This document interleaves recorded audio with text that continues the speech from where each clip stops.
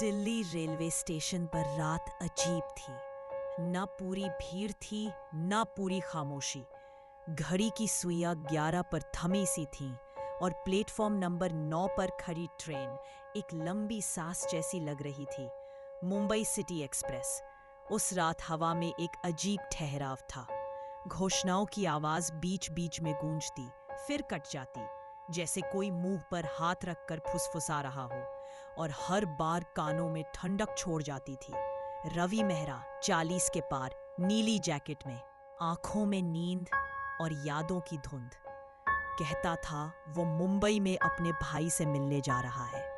पर उसके हाथ में सिर्फ एक पुराना नोटबुक था, बिना तारीखों वाला। अनुष्का सेन, कॉलेज की लड़की, कानों में हेडफोन, पर गाने बंद थे। बार बार फोन अनलॉक करती और स्क्रीन पर माँ के मैसेज पर नजर डालती। हर बार वो अधूरा रहता। विवेक और नेहा, नए नए शादीशुदा, चेहरे पर ताजी हंसी और थोड़ी झिझक। बार बार नेहा से कहता, मुंबई में नया घर लेंगे, खिड़की समंदर की तरफ। बुजुर्ग आदमी, नाम किसी ने नहीं पूछा। वो बस खिड़की से बाहर देखता रहता था। बाहर अंधेरा था, लेकिन उसकी आंखें जैसे किसी उजाले में अटकी हो। सफर शुरू होता है। ट्रेन धीरे चल पड़ी। पहले इंजन की घड़घड़ाहट, फिर धक धक की लय। भीतर नीली रोशनी झूल रही थी, न ज्यादा तेज, न पूरी अंधेरी। अनुष्का मुस्कुराई। आप सब पहली बार साथ सफर कर रहे हैं ना? बुजुर्ग ने सिर उठाया। साथ? सफर में कोई साथ नहीं होता। बस जो पहले उतर जाए वो याद रह जाता है। बाकी सब हल्का सा हंस पड़े, पर रवि का चेहरा पल भर को जम गया। आधी रात, रात के 12 बजे, ट्रेन किसी स्टेशन से गुजरी। बाहर नाम नहीं लिखा था, सिर्फ काले बोर्ड पर सफेद चाक से जैसे डरते हुए लिखा था, नीरव स्टेशन। ट्रेन नहीं रुकी, पर उसकी रफ्तार धीमी हो गई।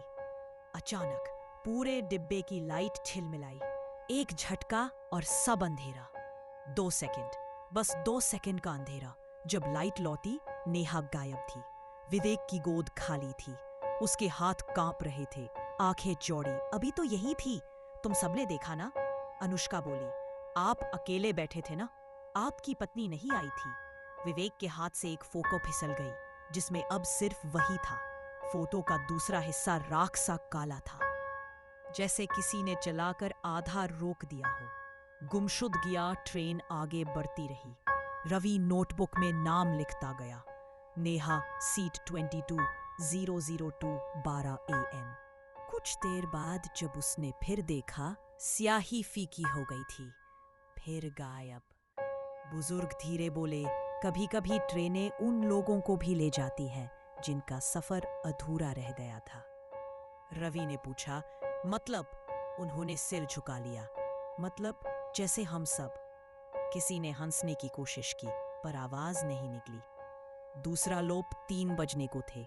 बाहर घना कोहरा, शीशे पर धुंध के पीछे कुछ चेहरे चलते दिखे, जैसे कोई बाहर साथ साथ भाग रहा हो।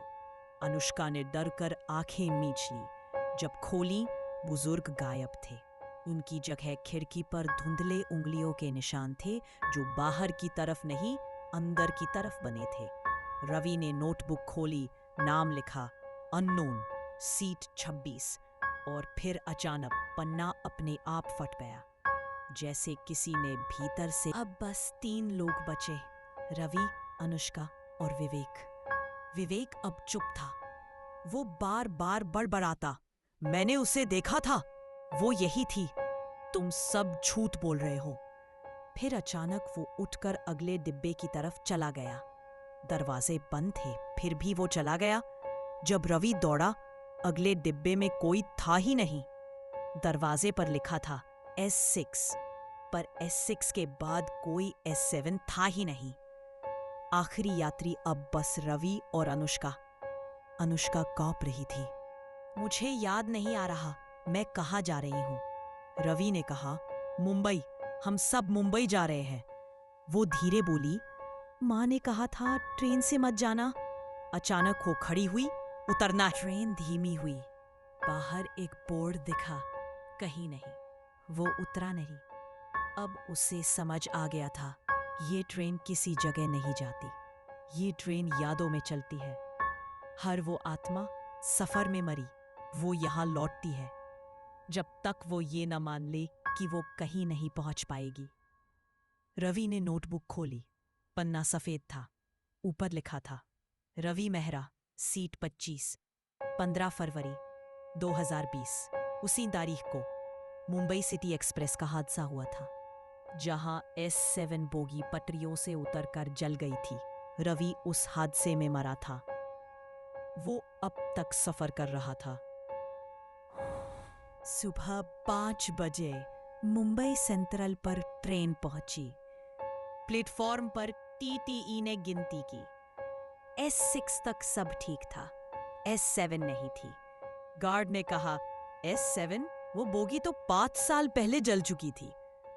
फिर उसने देखा, प्लेटफॉर्म के छोर पर एक आदमी खड़ा था, नीली जैकेट में। वो मुस्कुरा रहा था।